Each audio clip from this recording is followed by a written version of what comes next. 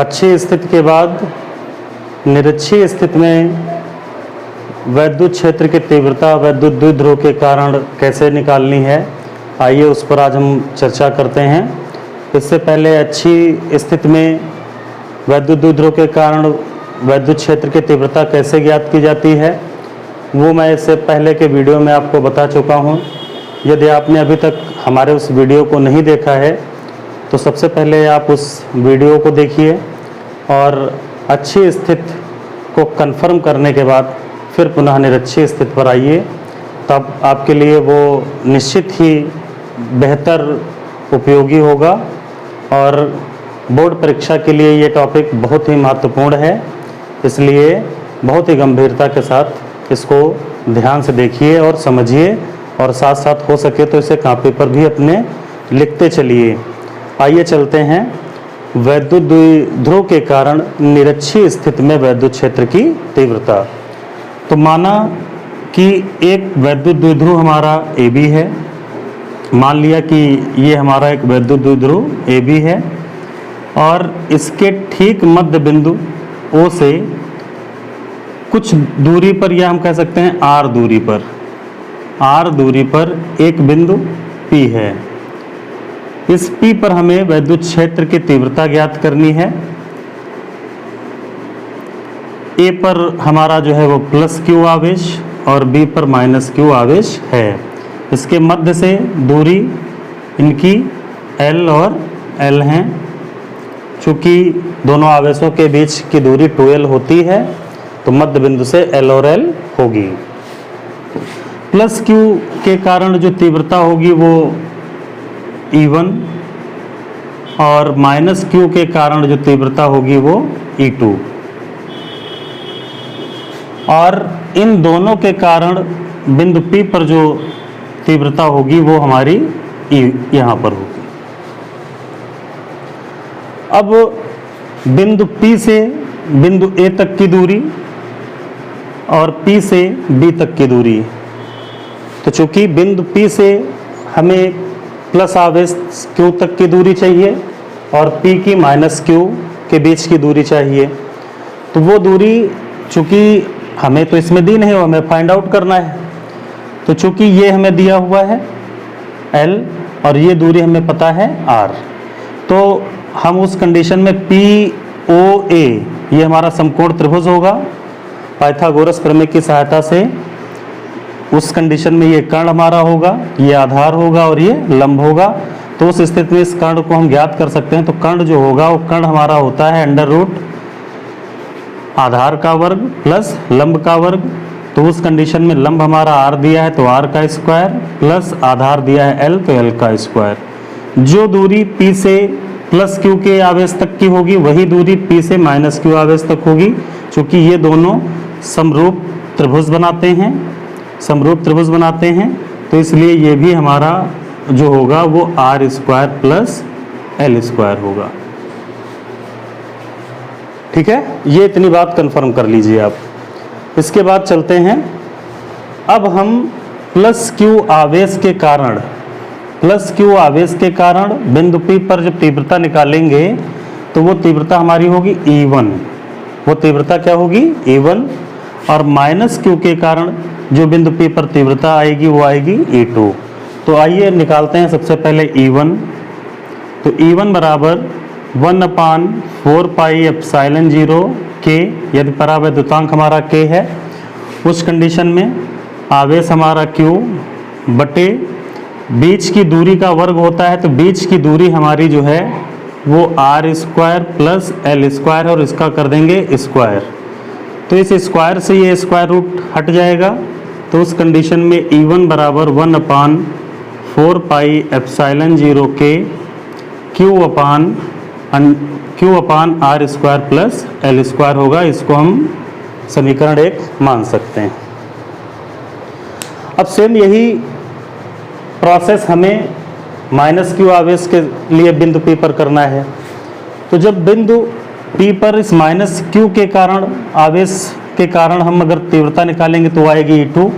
Same वही process में तो E2 बराबर भी हमारा जो होगा वो हो जाएगा 1/4πε0 K q upon r square plus l square, ये हम मान लेंगे समीकरण अपना दूसरा।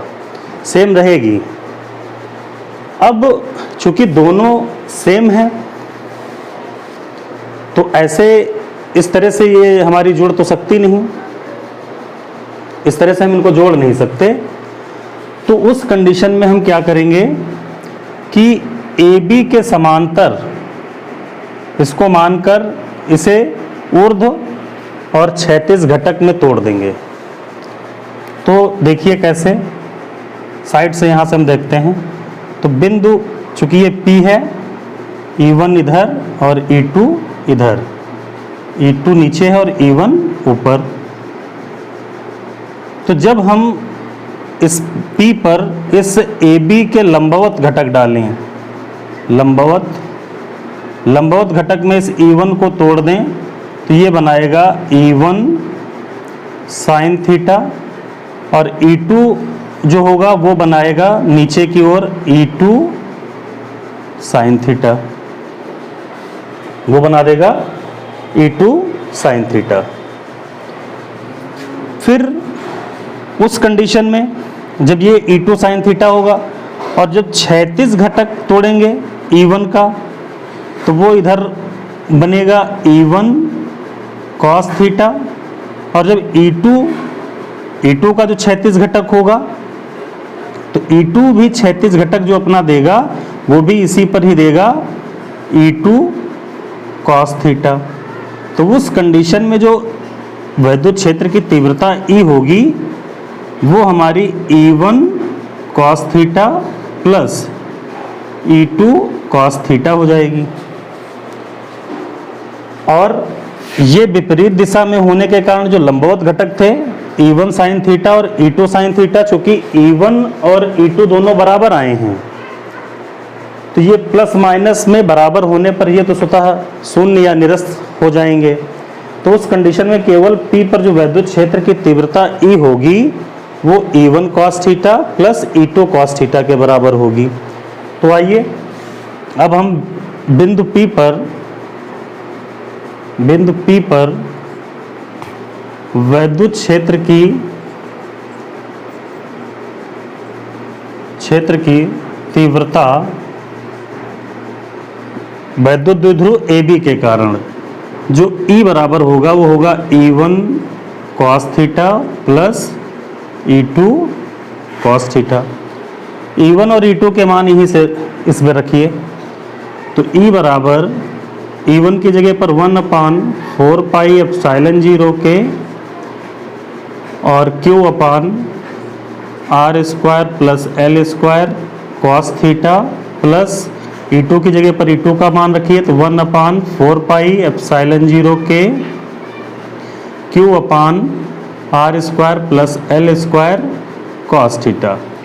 तो जब इन दोनों को जोड़ेंगे तो चाहे हम कह दें इस पार्ट को कॉमन ले लें तो कॉस थीटा और कॉस थीटा मिलकर के 2 कॉस थीटा, या दोनों सेम हैं तो दोनों को अगर जोड़ दें तो 2 कॉस थीटा बन जाएगी।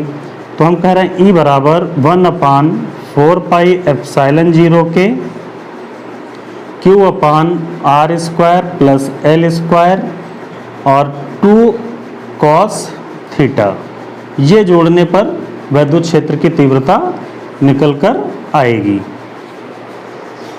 अब चूंकि ये हमारा कोण थीटा है और ये आवेश भी इस ध्रुव के साथ कोण बना रहा है थीटा बिंदु P के लिए, तो उस कंडीशन में ये भी थीटा है और ये भी कोण थीटा है। तो अब हमें चूंकि कॉस थीटा का मान चाहिए तो कॉस थीटा का मान हम POA इस समकोण त्रिभुज से भी पा सकते हैं और चाहें तो PBO इस समकोण की त्रिभुज की सहायता से ज्ञात कर सकते हैं। तो यदि हम कॉस थीटा का मान निकालें तो कॉस थीटा किस त्रिभुज के साथ है? त्रिभुज POA में, त्रिभुज POA में। तो कॉस थीटा अगर निकालें तो कॉस थीटा चूंकि होता है आधार बटे कर्ण, तो आधार हमारा तो ये L है और कर्ण हमारा ये √R square plus L square है। तो कॉस थीटा जो बनेगा वो L अपान अंडर रूट में बन जाएगा R square plus l square, इस स्क्वायर रूट को हम पावर हाफ के रूप में लिख सकते हैं। तो कॉस थीटा बराबर एल अपान हम कह सकते हैं r square plus l square की पावर हाफ, ये लिख सकते हैं। अब कॉस थीटा का जो ये मान निकल के आया, कॉस थीटा का ये जो मान निकल के आया है, इसको अगर हम समीकरण 1 2 मान चुके हैं तो 3 कह सकते हैं। तो समीकरण 3 में कॉस थीटा का ये मान हम यहाँ पर रख दें। तो आइए देखते हैं ये मान कैसे रखते हैं। तो देखिए E बराबर इसमें मान रखना है इस कॉस थीटा का, तो E बराबर 1/4 पाई एप्सिलॉन 0 के Q upon r square plus l square तो रहेगा इंटू 2, और कॉस थीटा की जगह पर हम रख दें L upon r square plus l square की पावर हाफ, ये मान रख सकते हैं। अब देखिए ऊपर अगर हम गुणा कर लें तो 2Q और L की गुणा 2QL बन जाएगी। तो E बराबर 1/4 पाई एप्सिलॉन 0 के ऊपर गुणा बन के आई 2QL, और बटे में नीचे देखिए r square plus l square की पावर 1 अगर यहाँ मान लें, और r square plus l square की पावर हाफ ये है। तो 1 पावर ये और हाफ पावर ये मिलकर के आपकी कितनी हो जाएगी 3/2, या हम कह दें 1 और आधा मिलकर 1.5, और 1.5 को लिख सकते हैं 3/2। तो इसकी पावर जो बनेगी r square plus l square, इसकी पावर बन जाएगी 3/2, क्योंकि गुणा में घातें जुड़ जाती हैं तो जोड़ लेना है। अब यदि यहाँ पर हम ये मान लें कि L का मान R से बहुत छोटा है, या हम ये कह सकते हैं कि R का मान L से बहुत बड़ा है, तो उस कंडीशन में हम L को छोड़ दें अगर इसकी तुलना में कि L नगण्य है, तो उसको अगर हम छोड़ दें तो E बराबर 1/4 पाई एप्सिलॉन 0 के, और 2QL, चूंकि आप जानते हैं 2QL बराबर P होता है, वैद्युत द्विध्रुव का गुण P बराबर 2QL होता है। तो इस 2QL की जगह पर आप क्या रख सकते हैं P, तो P बटे में L स्क्वायर को छोड़ दें तो बचा R की पावर 2 की पूरी की पावर 3/2, 2 से ये 2 पावर कैंसिल, तो R की पावर बची 3। तो E बराबर 1/4 पाई एप्सिलॉन 0 के P अपान R क्यूब, ये आपका निरक्षीय स्थिति में वैद्युत क्षेत्र की तीव्रता ज्ञात करने का फार्मूला आ गया। और इसमें यदि K बराबर 1, यानी ऐसा माध्यम जिस माध्यम का परावैद्युतांक 1, तो उसमें अगर हम K का मान 1 रख दें तो यहाँ पर E बराबर निकल के आएगा 1/4 पाई एप्सिलॉन 0 P अपान R क्यूब। ये आपका जो होगा वैद्युत क्षेत्र की तीव्रता हो जाएगी। और ध्यान रखना है, अच्छी स्थिति में जो दिशा थी वो हमारी माइनस से प्लस की ओर थी, और निरक्षीय स्थिति में जो दिशा होगी, ध्यान रखना है आपको, जो दिशा होगी वो प्लस से माइनस की ओर होगी। इस बात को भी आपको ध्यान में रखना है।